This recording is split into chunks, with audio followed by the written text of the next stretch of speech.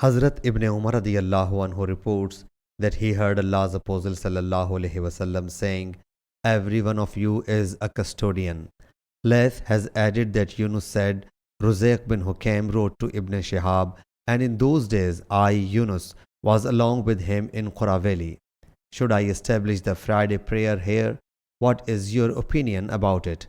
And Ruzayq used to get the land till there, and the Negroes also used to live there. And Ruzayq was in Ayla then. So Ibn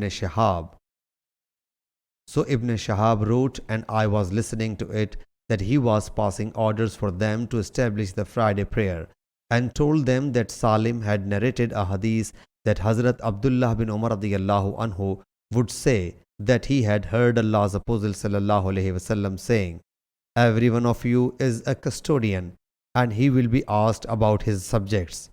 Imam is a custodian, and he will be asked about his subjects' followers. Man is a custodian of his family, and he will be asked about his subordinates' family members.